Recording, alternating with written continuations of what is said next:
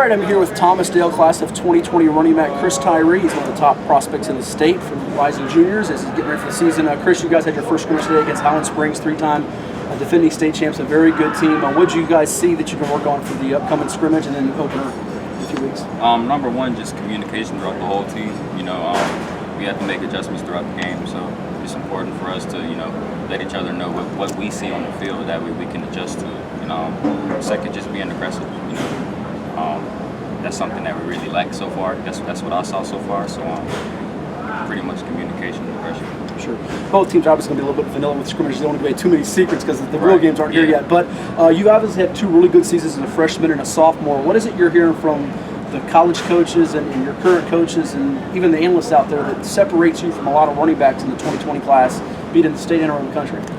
One, just being a home run hitter. I feel like once I hit the second level, it's a touchdown. That's just my opinion. But also my versatility. I can play almost any skill position on the field. So that's another thing that coaches have seen that they think is really important to my game. Yeah. So that's it. And Coach Tucker using that speed, using it in slots sometimes. And you played some DB. Did you play some DB last year? Or? Yes, sir. Okay. I played DB since my freshman year. Okay. I started at corner. Didn't know that. Certainly, growing up, you had to watch a lot of running backs, I imagine, on TV and still do playing football. Right. Who are some of the running backs you kind of emulate or model your game after?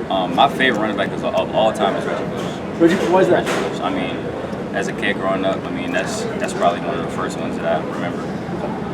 He was so explosive in college and even in the NFL when he was playing. It was ridiculous. So using that speed and agility and explosiveness on the field is something that I kind of try to mirror my game too.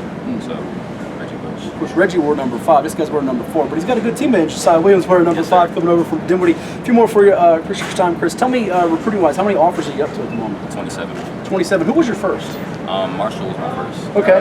Of those 27, certainly you can't see them all. You can't really consider them all. Who are the ones sticking out to you right now, showing you a lot of love that you're really interested in too?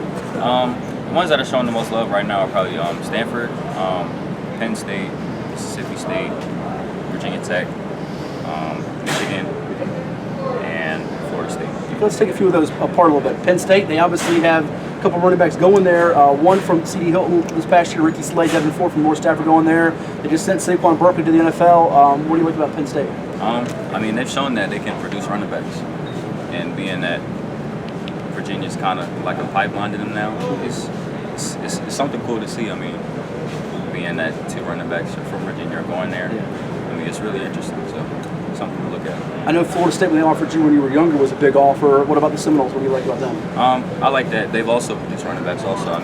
Watching Dalvin Cook growing up on TV, that was something really special. So just knowing that you can be that special player in that offense, that's something to look at too.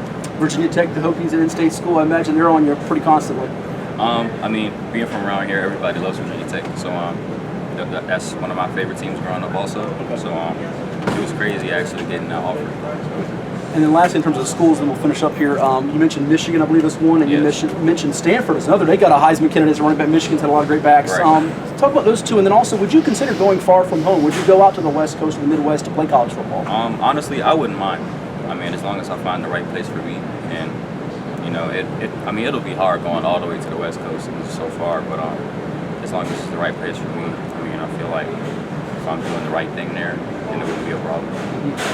You do a lot of things really, really well on the football field. What do you have to get better at to elevate your overall game and also this team to be in the state championship conversation come December? Like I said, communicating with my teammates. I feel like we're all on the same page.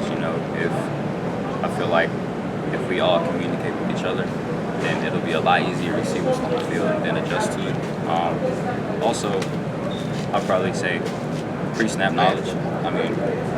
Sometimes after I run a play, I'll feel like I missed something there or I could have done something different. So that's another thing. Well, a lot of yards and touchdowns in the future for Chris Tyree of the Thomasdale Knights. Thanks so much. Best of luck this year. Yes, sir. Thank you. Thank you.